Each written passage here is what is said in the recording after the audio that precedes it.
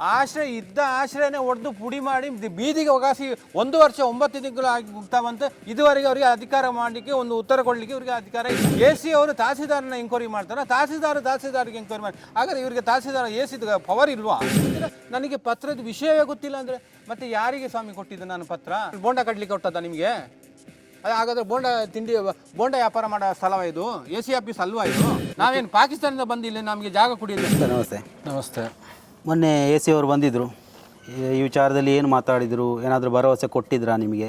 AC ಅವರು ಬರೋ ಮುಂಚೆ ಬಂದೋಗಿ ಅವರು ಉತ್ತರ ಕೊಟ್ಟಿದ್ರೆ ಹೇಳ್ತಿದ್ದೆ. ಯಾಕಂದರೆ ಅವರು ಬರೋ ಮುಂಚೆನೇ ಅವರಿಗೆ ಅವರ ಕಾರ್ಯ ಮಾಡಲಿಕ್ಕೆ ಅವರಿಗೆ ಅಡ್ಡಿ ಆಗ್ತದೆ. ನಮ್ಮಷ್ಟಿಗೆ ನಾವು ಕೂತಿದ್ದೇವೆ, ನಮಗೆ ನ್ಯಾಯ ಕೊಡಿ, ತಪ್ಪಿಸೋದರ ವಿರುದ್ಧ ಕ್ರಮ ತೆಗೆದುಕೊಳ್ಳಿ ಅಂತೇಳಿ 20/11/2025 ಲಿಖಿತವಾಗಿ ಅವರ ಕಚೇರಿಗೆ ಬರೆದು ಕೊಟ್ಟಿದ್ದೇವೆ.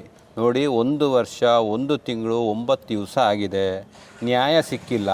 ಮುದುಕಿ ರೋಡಲ್ಲಿ ಬಿದ್ದು ಸಾಯ್ತಾ ಇದ್ದಾರೆ. ಕರೆಂಟ್ ಇಲ್ಲ, ನೀರಿಲ್ಲ, ಮಲಗಲಿಕ್ಕೆ ಜಾಗ ಇಲ್ಲ.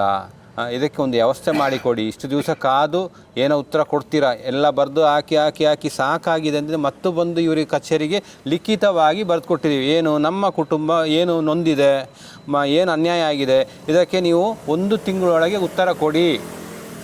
ಇಲ್ಲ ಕೊಡದಿದ್ದರೆ 22/12/25 ಬಂದು ಇಲ್ಲಿ ನಾವು ಧರಣಿ ಕೂರ್ತೇವೆ ಅಂತೇಳಿ ಇವರಿಗೆ ಲಿಖಿತವಾಗಿ ಬರೆದು ಕೊಟ್ಟು ಅವ್ರು ಕೊಟ್ಟ ಎಂಡರ್ಸ್ಮೆಂಟು ನಮ್ಮ ಹತ್ರ ಉಂಟು. ಇವರಿಗೆ ನಾನು ಹೋಗಿ ಹೋಟ್ಲಲ್ಲಿ ನೀವು ತಿಂಡಿ ಕಟ್ಟಿ ಕೊಡಿ ಅಂತೇಳಿ ಹೋಟ್ಲಲ್ಲಿ ಕೊಟ್ಟದಲ್ಲ ಪೇಪರು, ಇವರು AC ಕಚೇರಿಗೆ ಕೊಟ್ಟದ್ದು. ಅಂದರೆ AC ಅವರು ಬಂದು AC ಅವರು ಹೇಳ್ತಾರೆ, ನಿಮ್ಮನ್ನು ಒಳಗೆ ಕರೆದ್ರೆ ನೀವು ಬರುವುದಿಲ್ಲ, ನಿಮ್ಮ ಸಮಸ್ಯೆ ಏನು ಅಂತ ನನಗೆ ಗೊತ್ತಿಲ್ಲ, ನಿಮ್ಮ ಸಮಸ್ಯೆ ಕೇಳೋಣ ಅಂತ ಹೇಳಿದ್ರೆ ನೀವು ಬರ್ತಲ್ಲ. ನಾನು ಮುಂಚೆನೇ ಹೇಳಿದರೆ ಇವರು 22ಕ್ಕೆ ಪತ್ರದಲ್ಲಿ ಬರೆದಿದ್ದೇನೆ, 1 ತಿಂಗಳು ಟೈಮ್ ಕೊಟ್ಟಿದ್ದೇನೆ, ಅದಕ್ಕೆ ಉತ್ತರ ಕೊಡ್ಬೋದಿತ್ತಲ್ಲ. ಯಾಕೆ ಬರೀಲಿಕ್ಕೆ ಕೈಯ ಬೆರಲಿಲ್ವಾ? ಇಲ್ಲ ಟೈಪ್ ಮಾಡಲಿಕ್ಕೆ ಇವರಿಗೆ ಯಾವುದಿಲ್ವಾ? ನಾವು ಕೂತ ತಕ್ಷಣ ಬಂದು ಟೈಪ್ ಮಾಡಿ ಒಂದಿಷ್ಟು ಪೇಪರ್ ಕೊಟ್ಟಿದ್ದಾರೆ. 1 ತಿಂಗಳು ಗಡುವು ಕೊಟ್ಟಿದ್ದೇನೆ. ಯಾಕೆ ಅವ್ರ ಅಡ್ರೆಸ್ ಇಲ್ವಾ? ಮುತ್ತುಸ್ವಾಮಿ ರಾಧಮ್ಮ ಕಾಪಿನ ಬಾಗಿಲು ಅಲ್ಲಿ ಇರೋದು ಅಂಥೇಳಿ ಪತ್ರ ಕೊಟ್ಟಿದ್ದಾರೆ, ಎಂಡರ್ಸ್ಮೆಂಟ್ ಕೊಟ್ಟಿದ್ದಾರೆ. ನನಗೆ ವಿಷಯವೇ ಗೊತ್ತಿಲ್ಲ, ನಿಮಗೆ ಕರೆದ್ರೆ ನೀವು ಒಳಗೆ ಬರೋದಿಲ್ಲ. ನಾನು ಮುಂಚೆನೇ ಹೇಳಿದೆ, ಒಳಗೆ ಬಂದು ಮಾತಾಡೋ ಕ್ರಮ ನಮ್ಮ ಹತ್ರ ಇಲ್ಲ. ನಮಗೆ ಸಾರ್ವಜನಿಕವಾಗಿ ಉತ್ತರ ಕೊಡಬೇಕು. ನೀವು AC ಆಗಲಿ DC ಆಗಲಿ ತಹಸೀಲ್ದಾರ್ ಯಾವರಾದರೂ ಸಾರ್ವಜನಿಕವಾಗಿ ಉತ್ತರ ಕೊಡಿ ಅಂತ ಅವತ್ತಿಂದ ಕೇಳ್ತಾನೆ ಇದ್ದೇನೆ. ಇವರು ಅಷ್ಟು ದಿವಸ 4 ದಿವಸ 3 ದಿವಸ ಕೂತ ನಂತರ ಅದು ಬೆಳಗ್ಗೆನೇ 10 ಗಂಟೆಗೆ ಪೊಲೀಸಿಗೆ ಲೆಟ್ರ್ ಕೊಡ್ತಾರೆ. ಇವರು ಅವರಿಂದ ನಮ್ಮ ಕಾರ್ಯಾಚರಣೆಗೆ ನಮ್ಮ ಕೆಲಸ ಮಾಡಲಿಕ್ಕೆ ಅಡಚಣೆ ಆಗ್ತದೆ, ಅವ್ರನ್ನ ಕೊಂಡೋಗಿ ಒಳಗೆ ಹಾಕಿ ಪೊಲೀಸ್ನವರು 4 ಸರಿ ಬಂದರು. 10:30, 11:30, 1:15, 2:15, 4 ಸರಿ ಬಂದರು. ಏನು ಒಳಗೆ AC ಮಾತು ಕೇಳಿ ನೀವು ಹೋಗ್ತೀರಾ? ಇಲ್ಲ ಒಳಗೆ ತೊಗೊಂಡೋಗಿ ಹಾಕಿ, ನಾವು ರೆಡಿ ಇದ್ದೇವೆ. ಅಲ್ಲಿ ಕೂರ್ಲಿಕ್ಕೂ ರೆಡಿ ಇದ್ದೇವೆ, ಇಲ್ಲಿ ಕೂರ್ಲಿಕ್ಕೂ ರೆಡಿ ಇದ್ದೇವೆ. ಅಲ್ಲಿ ಹೋದ್ರು ಮನೆಗೆ ಹೋದ್ರು ಇದೇ ಥರನೇ ಇರೋದು. ಎಲ್ಲಿ ಆದರೂ ರೆಡಿ, ನಮಗೆ ನ್ಯಾಯ ಸಿಗಬೇಕು. ಅಲ್ಲೂ ಮನೆ ಇಲ್ಲ, ಇಲ್ಲೂ ಮನೆ ಇಲ್ಲ. ಹೇಗಾದರೂ ಕೊಂಡೋಗಿ ಹಾಕಿ. ಆದರೆ ಕೊಂಡೋದ್ರೆ ಕುದಿಯೇ ಕುಯ್ಬೇಕು, ಯಾಕಂದರೆ ಮತ್ತೆ ಬಂದು ಮಾತಾಡಲಿಕ್ಕೆ ಬರೋದಿಲ್ಲ. ಹಾಗೆ ಮಾಡೋದಾದ್ರೆ ನೀವು ಕೊಂಡೋಗ್ಬೇಕು. ಹೇಳಿದ್ದೇನೆ, ಸರ್ಕಲ್ SI ದಫೇದಾರ ಯಾರೋ ಅವ್ರು 4 ಸೇರಿ ಕೇಳುವಾಗಲೂ ಹೇಳಿದ್ದೇನೆ, ಕೊಂಡೋಗಿ ಒಳಗೆ ಹಾಕಿದರೆ ಕುತ್ತಿಗೆ ಕುಯ್ದು ಬಿಡಬೇಕು ನೀವು. ಅಲ್ಲದೆ ಬಿಟ್ಟರೆ ಮಾತ್ರ ಮತ್ತೆ ಇದಕ್ಕಿಂತ ಇನ್ನೂ ಬೇರೆ ಮಾಡಲಿಕ್ಕೆ ಉಂಟು, ಅದು ಮಾಡಿ ತೋರಿಸ್ತೇವೆ.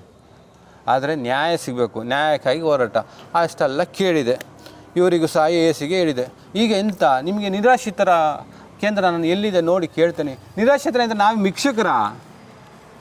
ಅದೇ ನಾವು ಭಿಕ್ಷೆ ಬೇಡದವ್ರನ್ನ ತಂದಿಲ್ಲಿ ಕೂರಿಸಿ ನಿಮಗೆ ಏನು ಬೇಕು ಕೇಳಿ ಅಂತ ಕೂರಿಸಿದಲ್ಲಲ್ಲ. ನಮಗೆ ನಿರಾಶ್ರಯ ಕೇಂದ್ರ ಅಂತ ನೀವಾಗಿ ಹೇಳ್ಬೇಕು. ನಮಗೆ ಗೊತ್ತಿಲ್ವ ನಿರಾಶ್ರಯ ಕೇಂದ್ರ ಎಲ್ಲುಂಟು ಏನುಂಟು? ನಾನು 10 ಜನಕ್ಕೆ ಕೇಳಿದರೆ ಹೇಳ್ತಾರೆ ಇಂಥ ಕಡೆ ಉಂಟು ಹೋಗಪ್ಪ ಅಂತೇಳಿ. ಇವರೆಂತ ಹೇಳೋದು?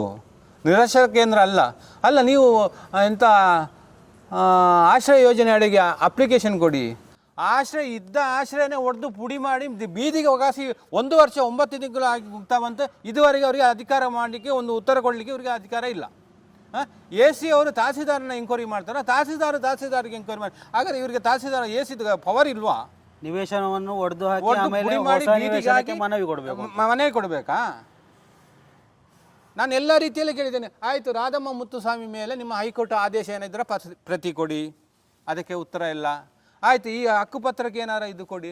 ಇಲ್ಲ, ಅದಕ್ಕೆ ಏನೋ ಎಂತ ಕಾಂಪ್ಲಿಕೇಶನ್ ಇದೆ, ಯಾರ್ದು ಕಾಂಪ್ಲಿಕೇಶನ್ ಕೊಡಿ, ಅದಕ್ಕೂ ಉತ್ತರ ಇಲ್ಲ. ನಾನು ಏನು ಮಾಡದೆ ಇಲ್ಲಿ ಕೂತಿದ್ರೆ ನೀವು ಇಲ್ಲಿ ಕೂರೋದು ಸರಿ. ಅವರು ವಯಸ್ಸಾಗಿದ್ದಾರೆ, ಅವರಿಗೆ ಹೆಚ್ಚು ಕಮ್ಮಿ ಆದರೂ ನೀವೇ ಹೊಣೆ. ಯಾಕೆಂದರೆ ನಾನು 1 ತಿಂಗಳು ಮುಂಚೆನೇ ಪತ್ರದಲ್ಲಿ ಬರೆದು ಕೊಟ್ಟಿದ್ದೇನೆ, ನೋಡಿ ನಾವು ಬಂದು ಕೂರ್ತಾ ಇದ್ದೇವೆ, ನಮಗೆ ಉತ್ತರ ಕೊಡಿ. ನೀವು ಉತ್ತರ ಕೊಟ್ಟಿದ್ರೆ ನಾವು ಇಲ್ಲಿ ಕೂರ ಪರಿಸ್ಥಿತಿಯೇ ಇರಲಿಲ್ಲ. ನಾವು ಹಾಕಿದ್ದೇವೆ, ಬರ್ದೇವೆ, ಎಂಕ್ವೈರಿ ಮಾಡ್ತಿದ್ದೇವೆ ಅಂಥೇಳಿ ನನಗೆ ಒಂದು ಪತ್ರ ಕಳಿಸಿದರೆ, ಆ ರಾಧಮ್ಮ ಮುತ್ತುಸ್ವಾಮಿಗೆ ಒಂದು ಪತ್ರ ಕಳಿಸಿದ್ರೆ ನಾನು ಬರ್ತಿರ್ಲಿಲ್ಲ. ಆ ಪತ್ರವನ್ನು ನೋಡಿ ಮಾಡಿ ಮತ್ತೆ ಕಾದು ಮತ್ತೆ ಬರ್ತಿದ್ವು. ಆಮೇಲೆ ಅದಕ್ಕೆ ಉತ್ತರಗಳು ನೀವು ಹೇಳ್ತೀರಾ ನನಗೆ ಪತ್ರದ ವಿಷಯವೇ ಗೊತ್ತಿಲ್ಲ ಅಂದರೆ ಮತ್ತೆ ಯಾರಿಗೆ ಸ್ವಾಮಿ ಕೊಟ್ಟಿದ್ದು ನಾನು ಪತ್ರ? ನಿಮ್ಮ ಆಫೀಸಿಂದ ಕೊಟ್ಟ ಎಂಡರ್ಸ್ಮೆಂಟ್ ನನ್ನ ಹತ್ರ ಉಂಟಲ್ಲ, ನಾನು ಪತ್ರ ಕೊಟ್ಟಿದ್ದೇನೆ ಅಂತೇಳಿ. ನಾನು ಬೋಂಡ ಕಟ್ಟಲಿಕ್ಕೆ ಕೊಟ್ಟದ ನಿಮಗೆ? ಅದು ಹಾಗಾದರೆ ಬೋಂಡ ವ್ಯಾಪಾರ ಮಾಡೋ ಸ್ಥಳವ ಇದು? AC ಆಫೀಸ್ ಅಲ್ವಾ ಇದು? ಅಷ್ಟು ಜ್ಞಾನ ಇಲ್ವಾ ಇವರು AC ಅವರಿಗೆ? ಇಲ್ಲ AC ಕಚೇರಿ ಇರೋ ಅವರ ಅಸಿಸ್ಟೆಂಟ್ ಯಾರ್ಯಾರು ಇದ್ದಾರೆ ಅವರಿಗೆ ಬುದ್ಧಿ ಇಲ್ವಾ? ಯಾಕೆ ಎಂಡರ್ಸ್ಮೆಂಟ್ ಕೊಟ್ಟರು? ನನಗೆ ಗೊತ್ತೇ ಇಲ್ಲ ಅಂತ ಹೇಳ್ತಾರೆ. ಮತ್ತು ಯಾವ ಬದನೆಕಾಯಿಗೆ ನಾವು ಇಲ್ಲಿ ಅಪ್ಲಿಕೇಶನ್ ಕೊಟ್ಟದ್ದು ಬಂದು ಕೂರ್ತೇವೆ ಅಂತೇಳಿ? ಇವ್ರು ಓದಲಿಲ್ವಾ, ಕಲೀಲಿಲ್ವಾ? ಎಲ್ಲ ಮಾಡಿದಾನೆ ಇಲ್ಲಿಗೆ ಬಂದಿದ್ದು. ನಮಗೆ ಓದಿ ಇಲ್ಲ, ಬರ ಇಲ್ಲ, ಬುದ್ಧಿ ಇಲ್ಲ. ಆದರೆ ಇಷ್ಟು ಮಾತಾಡ್ತೇವಲ್ಲ, ಇದು ಸಹ ಆ ಪ್ರಜ್ಞೆ ಅವರಿಗೆ ಇಲ್ವಾ?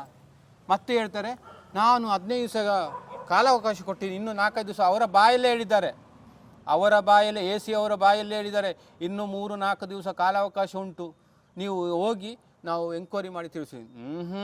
ಎಂಕ್ವೈರಿ ಮಾಡಿ ಉತ್ತರ ನಮಗೆ ನ್ಯಾಯಯುತವಾದ ಉತ್ತರ ನಮ್ಮ ಕೈಗೆ ಸಿಗಬೇಕು. ನಿಮಗೆ ನಿವೇಶನ ಧ್ವಂಸ ಮಾಡಿದ ವಿಷಯದಲ್ಲಿ ಅದು ಸರಿ ಮಾಡಿ ಕೊಟ್ಟರೆ ಯಾರು ತಪ್ಪಿತಸ್ಥಾಧಿಕಾರಿಗಳಿದ್ದಾರೆ ಅವರನ್ನು ಕೂಡ ವಜಾ ಮಾಡಬೇಕು. ಅದು ಅಷ್ಟು ಹೋಗುತ್ತೆ. ಇಲ್ಲೋಗಿ ನೀವು ದುಬೈಗೆ ಹೋಗಿ ಇಂಡಿಯಾಕ್ಕೆ ಬರೋದು, ಇಂಡಿಯಾಕ್ಕೆ ಹೋಗಿ ದುಬೈಗೆ ಬರೋದು ಆ ಕೆಲಸ ಅಲ್ಲ. ಇಲ್ಲಿಂದ 42-46 ಕಿಲೋಮೀಟರ್ ಇರೋದು ಅಷ್ಟೇ. ನಮ್ಮನ್ನು ಕರ್ಕೊಂಡು ಹೋಗಿ ನಮ್ಮ ಹತ್ರ ಏನು ಕೇಳಬೇಡಿ, ಅಲ್ಲಿ ಅಕ್ಕಪಕ್ಕದಲ್ಲಿ ವಿಚಾರಣೆ ಮಾಡಿ. ಹೇಳಿದ್ದಾನಲ್ಲ AC ಅವರಿಗೆ ಹೇಳಿದ್ದಾನಲ್ಲ, ಇನ್ನೂ ಮಾತಾಡ್ತಿಲ್ಲ.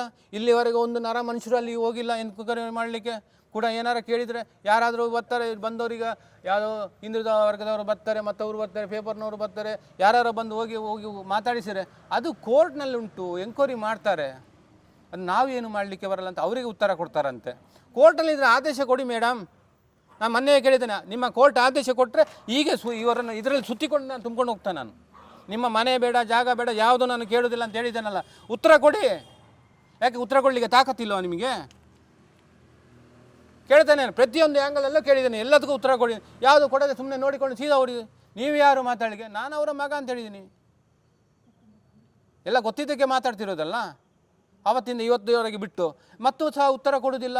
ನಮಗೆ ಇನ್ನೂ ಟೈಮ್ ಬೇಕು ಅಂದರೆ ಇಲ್ಲಿ ಪಾಕಿಸ್ತಾನದ ಅಂಡಮಾನ್ ನಿಕೋಬಾರದಲ್ಲಿ ಏನು ದ್ವೀಪ ಉಂಟಲ್ಲ, ಅದರಲ್ಲಿ ಹೋಗಿ ಅಗದು ಗುಂಡಿ ತೆಗೆದು ಅಲ್ಲಿ ಪಾದೆ ಅಡಿಯಲ್ಲಿ ಏನೋ ಫೈಲ್ ಇಟ್ಟಿದ್ದೀರಾ?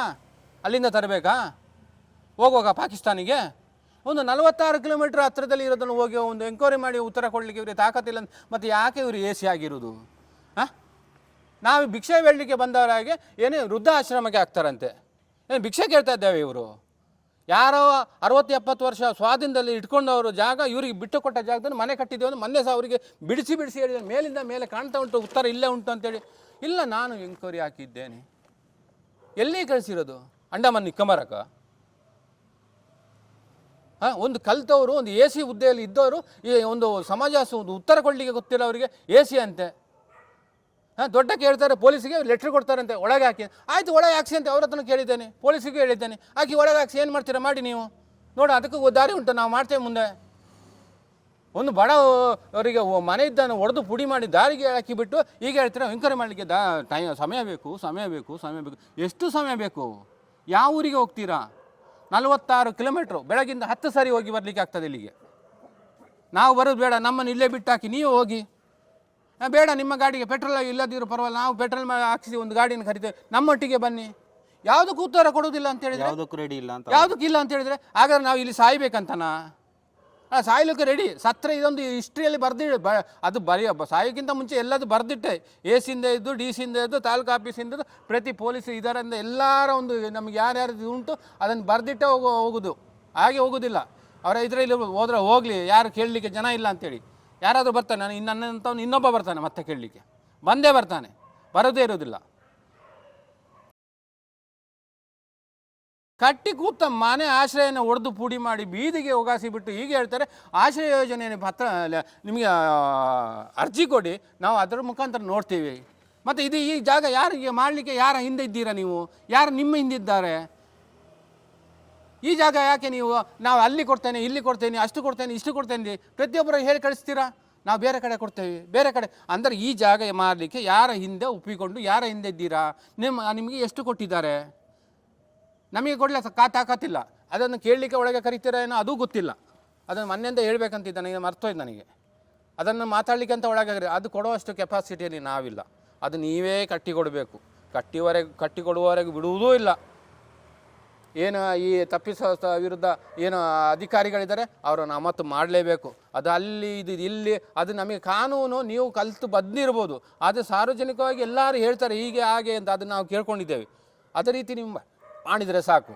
ನಮಗೆ ನ್ಯಾಯಯುತವಾದ ಉತ್ತರ ಬೇಕು. ಉತ್ತರ ಸಿಗದೆ ಹೋಗುವುದಿಲ್ಲ. ಮೊನ್ನೆ ಹೇಳಿದ್ದೇನೆ, ನಿಮ್ಮ ಉತ್ತರ ನೀವು ಹೇಳಿದರೆ ಹೋಗಿ ಅಂತ, ಹೋದ್ರೂ ಸಹ ಇದೇ ರೀತಿ ಅಲ್ಲಿ ಹೋಗಿ ಸಾಯಬೇಕಲ್ಲ ಮಣ್ಣಲ್ಲಿ. ಅದೇ ಮಣ್ಣಲ್ಲಿ ಇಲ್ಲಿ ಬಿದ್ದಿದ್ದೇವೆ. ಉತ್ತರ ಕೊಡಿ, ಕರೆಕ್ಟಾದ ನೇರವಾದ ಉತ್ತರ ಕೊಡಿ, ನ್ಯಾಯವಾದ ಉತ್ತರ ಕೊಡಿ. ಮನೆ ಕಟ್ಟಿಕೊಡಬೇಕು, ಪರಿಹಾರ ಧನ ಕೊಡಬೇಕು, ತಪ್ಪಿಸೋದ ವಿರುದ್ಧ ಕ್ರಮ ತೆಗೊಳ್ಬೇಕು.